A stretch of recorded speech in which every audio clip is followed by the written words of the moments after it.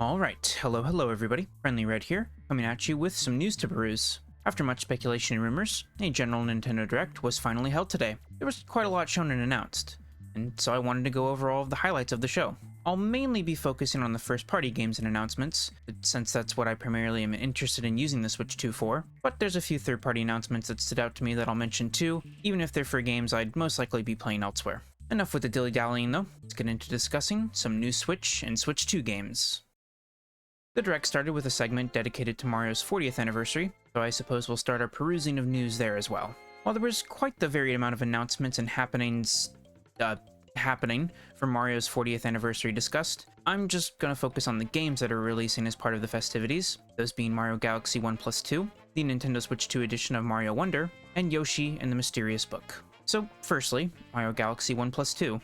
Look, I absolutely adore the Mario Galaxy games, and Mario Galaxy 2 in particular is one of my all-time favorites, but this collection feels kind of unnecessary, I guess. We already had the original Mario Galaxy on the Switch as part of Super Mario 3D All-Stars back from Mario's 35th anniversary in 2020, which also included Mario 64 and Sunshine, though not Galaxy 2, weirdly enough.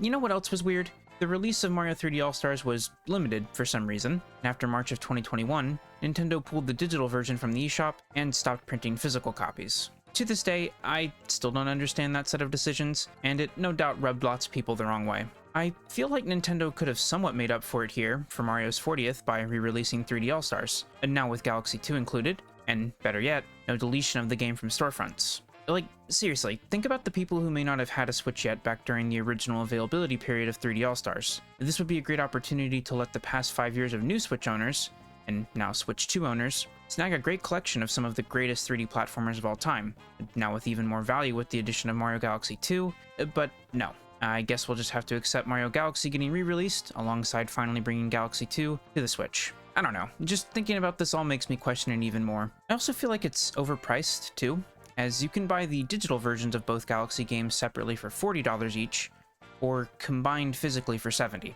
Nintendo, why does a collection of 2 games cost more than the collection of 3 you sold to us in 2020 for $60? You could have gotten the Wii U Virtual Console digital versions of Galaxy 1 and 2 for $20 a piece back when that was a thing, but now for some reason their combined price on Wii U is just their individual prices on Switch. On the more positive side of Mario 40th anniversary news, the Switch 2 edition of Mario Wonder and the new Yoshi game coming next spring look great. Mario Wonder is seemingly going to receive a similar treatment to what we've seen with the other Switch 2 editions: enhanced resolution, performance, and new content. New levels being added to the core game, alongside a handful of new co-op and competitive multiplayer modes and party games. I kinda wish they had shown and talked about the new core game content more, as we really only got details on the new multiplayer stuff, but regardless, it all looks wonderful, and I'm certainly not complaining about one of my favorite original Switch games becoming even better. As for my favorite little green dinosaur, Yoshi's new game is quite the eye-catcher, with its illustrated storybook-like visuals and animation. There wasn't a lot of details and footage for this one, but I'm happy to get another Yoshi game, and loving the visual design of it already.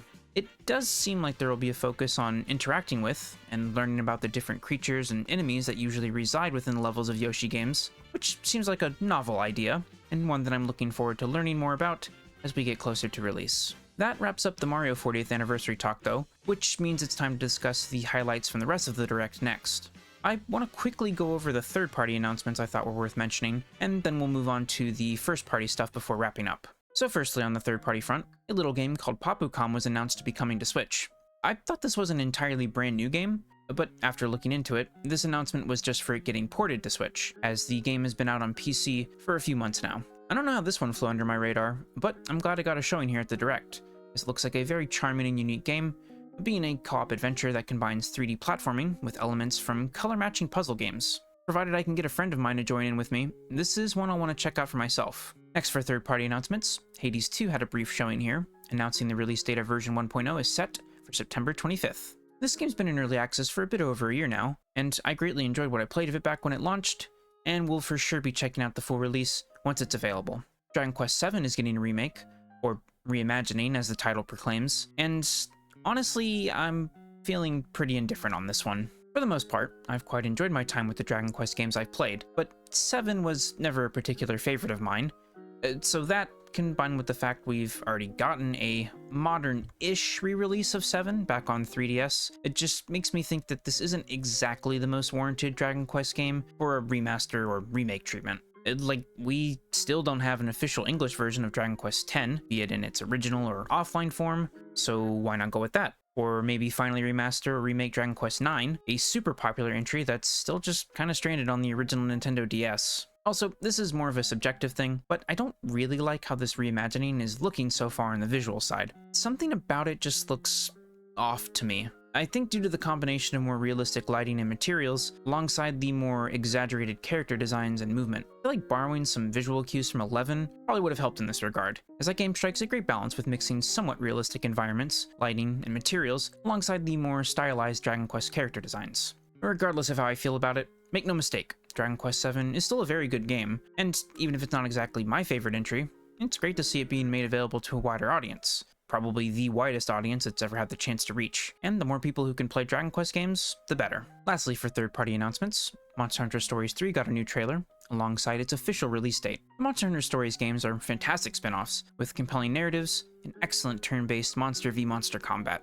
Hunting monsters in the mainline series is for sure a good time, but Stories offers up a different breed of fun, a different kind of power fantasy over what you can get in those games. Being able to tame the very same monsters you fight in the main games, working alongside them, using their unique powers and capabilities to explore and fight against other monsters is quite a lot of fun, at least based on what I experienced in Wings of Ruin. Yeah, I've only played the second entry in the series, though I did pick up the remaster they released of the first game last year, and I'm for sure going to be getting Stories 3 once it releases next year.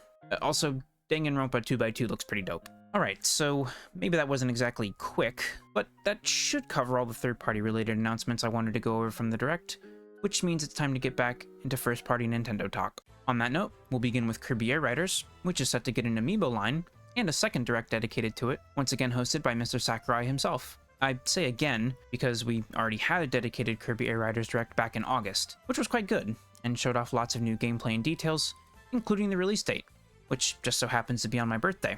Thank you for that one, Mr. Sakurai. I'm certainly excited for the game, and while the amiibo are also cool, I share the same sentiment with them as I do any new amiibo coming out these days. They're just way too expensive for what they are, so I'll just be admiring them from a distance, I guess. Hyrule Warriors: Age of Imprisonment got a new trailer, and like Monster Hunter Stories 3, this one also showcased the game's release date, that being November 6th, just 2 weeks ahead of Kirby Air Riders. Not a lot to say on this one really, other than I'm glad to see the game is running much more smoothly than what we've seen in prior showings, and I'm also glad to hear that this game's story will be fully canon, unlike the last tie-in Zelda Warriors game, Age of Calamity. Definitely looking forward to beating up Ganondorf's army as Tall Goat Dad and a Korok, that's for sure. And just like Palpatine, Ganondorf, and the cat somehow returned, the Virtual Boy, of all things, is also set to return next year via a combination of Nintendo Switch Online and peripherals. Honestly, I find this incredibly cool. For as not amazing as I've heard the Virtual Boy and most of its library were, I still think it's awesome to see Nintendo acknowledge the thing at all, and it's no doubt a win for preservation, or at least official preservation, specifically. I'd hesitate to call this an exciting announcement, but it's for sure a cool one, as it gives people the opportunity to experience this very strange, often forgotten part of Nintendo's legacy that, for the longest time, was seemingly going to remain as just a relic of the past. We're almost done with first-party discussions, but next I want to talk about Pokemon Pokopia, a new spin-off game that looks to combine elements of Animal Crossing, Dragon Quest Builders, and of course, Pokemon.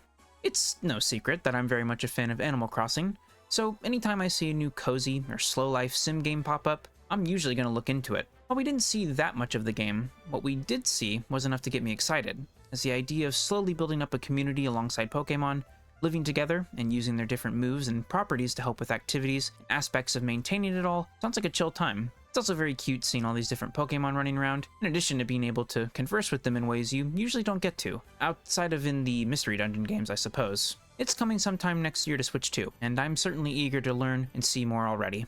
This next game is actually what the Direct ended on, but I want to go ahead and talk about it here right now, as I decided to save the best for last. Let another 5 years of Three Houses discourse commence, because we're getting a new Fire Emblem game next year with Fortune's Weave. And yep, this game is going to take place within the same world/continuity as 2019's Three Houses. Honestly, it's been a bit too long since I played through Three Houses, and I don't think I even finished all the routes in that game. Still, it was a great entry in the series, and obviously an incredibly popular one too, so I'm not all too surprised that we're getting another game that's connected to it. Three Houses struggled on the technical side of things back on the original Switch, though the next game in the series, Fire Emblem Engage, cleaned that up pretty nicely, and it looks as though it's being enhanced even further now with Fortune's Weave. Animations and scene transitions are looking smoother than ever, and while it's not necessarily breaking any boundaries with its visuals, it's really nailing the style it wants to go for. It looks like a great blend of both Three Houses and Engage's visual makeup. I'm certainly interested to know how exactly Three Houses will tie into it, what with the multiple different routes and endings possible in that game. At the end of the day though, it's a new Fire Emblem game, so I'm down to clown. Oh, also, my boy Alucard is in this one, so yeah, you know it's gonna be good. Now, before we get to the last major talking point, I want to quickly discuss DLC, as Nintendo had 2 DLC announcements as part of this Direct, with one being for Donkey Kong Bonanza, a game that's only been out for just about 2 months now, and another for Pokemon Legends ZA, a game that hasn't even launched yet.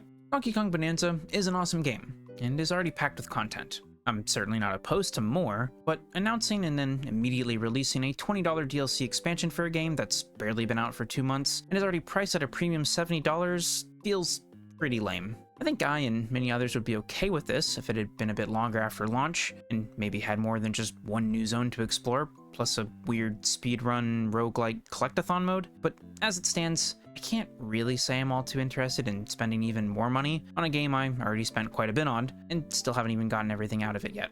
Really, this DLC should have just been a free update to the game, because it just feels like content they couldn't quite finish for release, or as content that was almost complete, but was held back and cut out so they could sell it separately later down the line, which, yeah, is just really lame, regardless of whichever it may have been. As for the Legends ZA DLC, I mean, that's just straight up stupid to announce an expansion for a game that's literally not even in your potential customers' hands yet. If this were the next mainline Pokemon game on Switch, I mean, it would still be dumb to announce it before the games were out, but at least it would be expected, I guess? Ever since Sword and Shield, DLC expansions have essentially replaced that third version of a Pokemon game we would have gotten in the past. Stuff like Emerald after Ruby and Sapphire, or Platinum after Diamond and Pearl. I think we can all agree we much prefer not having to essentially rebuy the same game we already have to experience new content that's added. But in the case of Legends ZA, this just feels like a cash grab.